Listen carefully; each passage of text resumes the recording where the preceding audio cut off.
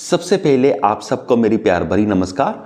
ओशो जी ने गौतम बुद्ध जी के बारे में, आनंद जी के बारे में जो उनके चीफ डिसाइपल थे और जो उनके कज़न ब्रदर भी थे, और उनकी वाइफ के बारे में एक स्टोरी सुनाई जो कि बहुत ही ज़्यादा इंटरेस्टिंग है। आपको सुनने में बहुत अच्छा लगेगा और काफ़ी कुछ सीखने को भी मिलेगा।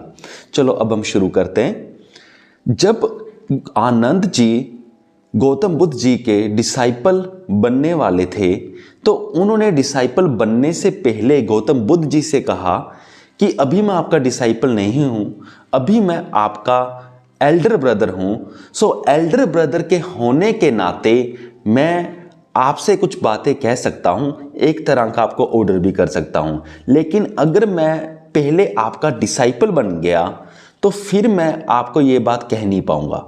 तो गौतम बुद्ध जी कहते ठीक है, जो भी आप कहना चाहते हो आप कहिए। तब आनंद जी ने कहा कि 3 शर्तें हैं कि जब मैं आपका डिसाइपल बन गया तो डिसाइपल बनने के बाद वो आपको 3 शर्तें फॉलो करनी पड़ेगी। तो गौतम बुद्ध जी कहते हैं ठीक है, आप बताओ आपकी कौन सी 3 शर्तें हैं। तो वो कहते हैं कि पहली शर्त मेरी ये है कि जब मैं आपके साथ रहूँगा तब आप मुझे ऐसा नहीं, आप मुझे ये कह दो कि उधर चले जाओ इधर चले जाओ, मैं हमेशा आपकी परछाई बन के रहूँगा।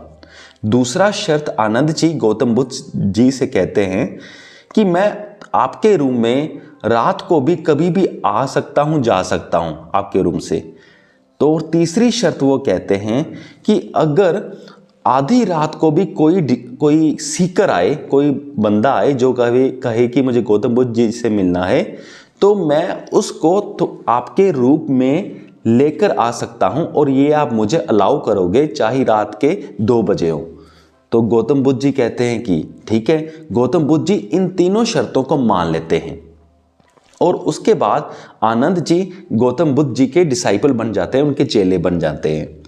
तो यहां पर क्या सीन आता है कि देखो, वो जो आनंद जी होते हैं उन्होंने जो सोसाइटी में हम सो कॉल्ड जो ब्रदर कहते हैं, उनके वो सोसाइटी के रूल्स को फॉलो करते हुए उन्होंने गौतम बुद्ध जी को 3 शर्तें मनवाई और गौतम बुद्ध जी मान भी गए।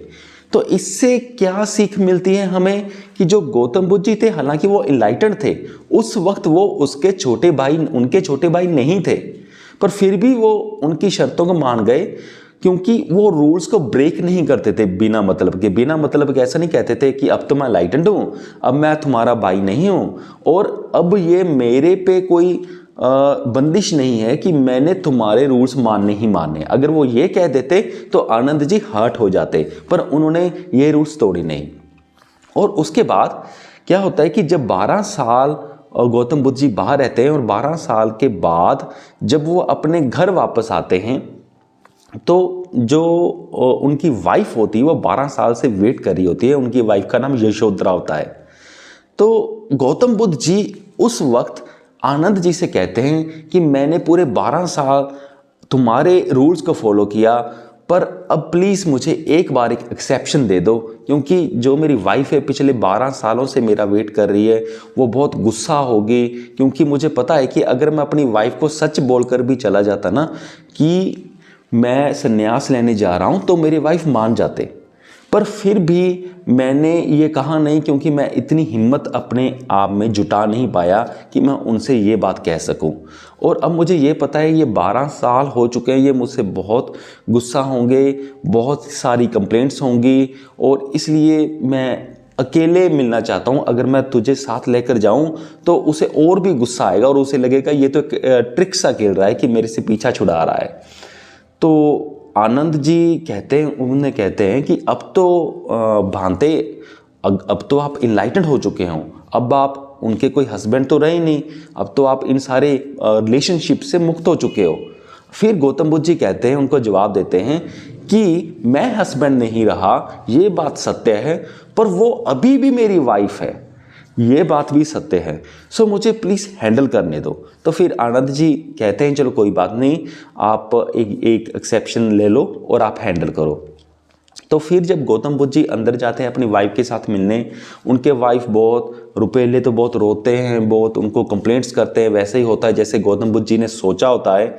लेकिन उसके बाद जब वो शांत होते हैं, जब उनकी वाइफ को रियलाइज़ होता है, वाइफ यशोधरा को रियलाइज़ होता है कि जिस इंसान से मैं बात करनी हूँ अब तो वो हस्बैंड है ही नहीं, कि मेरा जो हस्बैंड था वो इस इंसान में तो है ही नहीं, वो हस्बैंड तो कहीं खो गया है। तो वो स्ट्रेटली गौतम बुद्ध जी से कहते हैं कि मुझे अपना हस्बैंड दिखाई नहीं दे रहा, तो अगर आप मेरे हस्बैंड हो ही नहीं तो वहाँ फिर वापस क्यों आए हो। तब गौतम बुद्ध जी, जब बिल्कुल एटमॉस्फेयर शांत हो जाता है, तब गौतम बुद्ध जी कहते हैं कि हाँ, ये बात सत्य है कि मैं अब आपका हस्बैंड नहीं रहा, पर यह बात भी सत्य है कि अभी तक आप मेरे वाइफ ही हो। मैं इसलिए यहाँ पर इसलिए आया हूँ ताकि मैं आपको भी मदद कर सकूँ कि आप इस दुनिया से, इस रिलेशनशिप से मुक्त हो जाओ और जीवन में आगे सत्य के रास्ते को अपनाओ।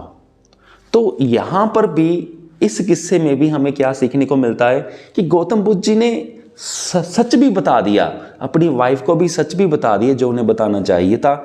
सारा कुछ हो गया, पर उन्होंने अपनी वाइफ को हर्ट भी नहीं किया। पहले वो गए, अपने वाइफ की सारी बातें सुनी, कंप्लेंट सुनी, उनका रोना धोना जो भी था सारा कुछ सुना, टॉलरेट किया भी, यानी कि उनको हर्ट नहीं किया।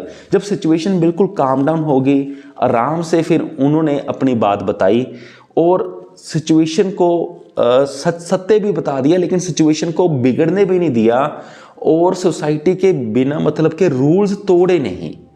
तो इन दोनों ही एग्जाम्पल से हमें ये सीखने को मिलता है कि हमें भी सत्य के मार्ग पर चलना चाहिए, लेकिन सत्य को इस कदर नहीं बताना चाहिए कि वो दूसरों को हर्ट कर दे।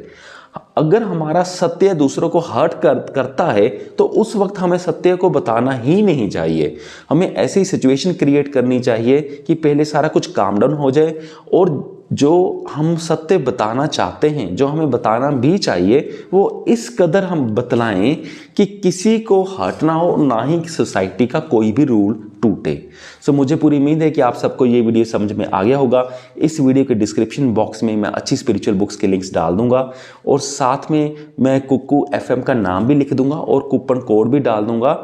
आप कुक्कू FM पर ऐप पर जाके उस कूपन कोड की मदद से आप कुक्कू FM पर सिर्फ 200 रुपये में साल भर के लिए उस प्लेटफॉर्म की सारी ऑडियो बुक्स को आप सुन सकते हो। सो इस वीडियो को देखने के लिए आपका बहुत बहुत धन्यवाद।